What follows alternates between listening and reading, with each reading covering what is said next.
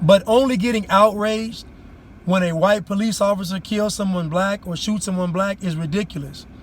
If we're going to be outraged, we have to be outraged at all of it. We have to be outraged when we kill each other and when white police officers kill us as well. We have to be outraged at all of it. But you don't understand that the media is controlling the outrage, because the media is telling you what you can be outraged about. Our people are sick. Plus, we do a lot of cutting and shooting of each other, though we profess to be nonviolent. Kyrie said, let's boycott the system, and he got crucified by the media. Now these players want to boycott and then resume playing tomorrow, and you all don't think it's a setup. The players got praised for boycotting these 2 days, but you all crucified Kyrie for saying, let's boycott the season. You know why? Because what Kyrie was talking about was going to actually bring about change, because boycotting this season was going to affect next season. All these players did was boycott 2 days, and what got accomplished? What got brought to the table? You see, if they boycott an entire season, the NBA has to come to the table, because it affects next season and the season after that. But many of us believe that we can conveniently achieve change in this system. And I know this is an unpopular message, because this message goes against mainstream media, because what I'm talking about is actually empowering us. I'm not talking about us being a victim.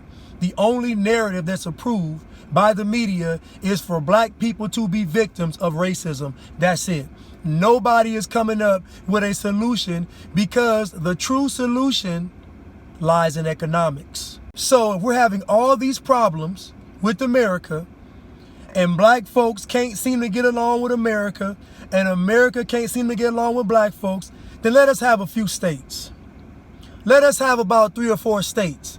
Let us govern ourselves. Let us do our own thing. Do you think the powers that be, do you think the media wants that to happen? Do you think these people that say they love you and care about you and want what's right and want racism to end, do you think these people want black people to have their own? Do you think everybody's on board with us taking over a few states and living on our own? Do you think they are with that? Of course they aren't. So that lets you know all of this has nothing to do with you, but it has everything to do with what they want to do to you and with you. All these people on TV crying, all these people on TV slinging snot, all these people on TV so concerned, all these people are not upset and outraged at the real issue. Police brutality affects a small percentage of the black population. But what affects the majority of black people is the wealth gap. That's what affects the majority of black people. Economic leverage leads to political leverage.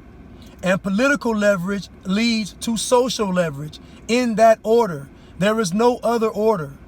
The economics are the issue. We were economically excluded, which means that set us back centuries. Do you all understand? The wealth gap is where the outrage is. When the people are economically empowered, you can't just kill them. And if you do kill them, you better have a good reason. You understand how the game works. The game is economics. We're trying to approach these things on a social level. It's not social. If you approach it from a social level, you'll never get anything accomplished. It's simply complaining. It's simply crying. It's simply whining. It's simply pleading. There will be no action taken, because nothing's going to make the meter move until you involve some money or some finances. This is why I said the players should not have played this season, because they had the leverage of this season and next season. I would love to see the spin and the pitch they would give to us if we said we were not voting. I would love to see the sales pitch. I would love to see the sales pitch with no emotional manipulation. I would love to see the sales pitch when we say we're going to boycott the entire system, political and financial. We're going to boycott all of it. I would love to see their plan B. Now, I know they don't have a plan B. How would they appeal to us? Think about that. How would they appeal to us if we said you cannot use anything associated with oppression? But that's the trick. They put you in a box, and that box is oppression. So what they actually have you complaining about is stuff you should have already. The stuff they have you fighting for is stuff you should have already. Think about that. They have us fighting in the basement for scraps and crumbs when there's a feast going on upstairs. Do you understand that? The stuff we're fighting for is stuff we should be, it's the bare minimum. The stuff we're asking for is the bare minimum of existence. This is the trick. They have us focused on crumbs and scraps. Black people's biggest problem is not police brutality. I'm gonna say it again. Black people's biggest problem is not police brutality. I know that's hard to hear. I know that's hard to accept. It's not an approved narrative. I get all that. Black people's biggest problem is economic exclusion.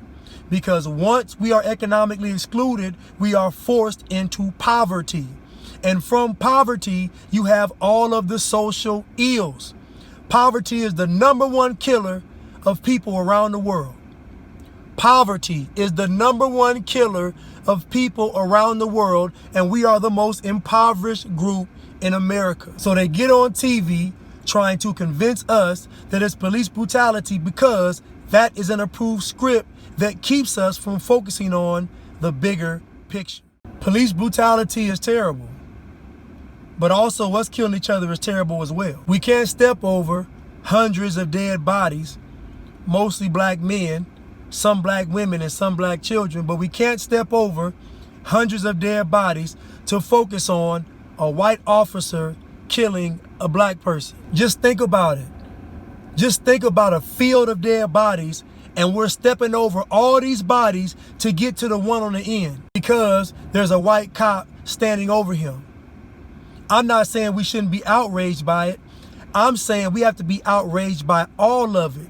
And we're only picking and choosing because the media tells us to pick and choose. Because the media tells us who we can be outraged about. I say that because it is usually if you study the structure of the Negro community, economically, politically, civically, psychologically, and otherwise, it's controlled by the white liberal, who usually poses as the friend of the Negro. And the boycott lasted 2 days. That should tell you everything. 2 teams talked about not playing for the rest of the season, and the boycott lasted for 2 days. And you don't think that this money is powerful? You don't think that black people have influence? Are you crazy? If the NBA didn't start this season, that would have been a ripple effect across sports across the planet. You already saw teams talking about they were going to follow suit with the NBA. This is what Kyrie saw, and this is what he got crucified for. But now you all want to accept it. But what did you all accept? All you all accepted was 2 days. Nothing's going to change. Because what needs to change, they don't let us focus on it. What needs to change, we are not allowed to focus on it. They put all of our problems and wrap them up under an umbrella of police brutality. And when these folks get elected, they're going to add COVID-19. It's going to be COVID-19 and police brutality. And our problems are much greater than that. And if black people are afraid of the police, then it's because the media keeps showing you images over and over and over and over again of black people getting killed by the police. You understand that is a ritual. That is psychological trauma. They are showing you black people getting killed by the police around the clock to create a spirit of fear. And what we do is we even post the videos on social media over and over and over again. It is a ritual. It is a satanic and demonic ritual. It doesn't create outrage. What it does is it creates a spirit of fear. And you and I know people act the craziest when they are afraid. That is the goal. They are perpetuating what they want. I have been around black people my entire life. And just in the last few years, I've heard black people talking about being afraid of the police. It's all a setup, and it's all a system of control. They are controlling the narrative. They don't want you to focus on you being empowered. They want you to focus on your struggles over the last 500 years. They don't want you empowered. They don't want you to know that you are greatness in the flesh. They don't want you to know that you can rise above all of this. They don't want you to know that we have the keys. They want to convince you that Black Lives Matters when they say it does.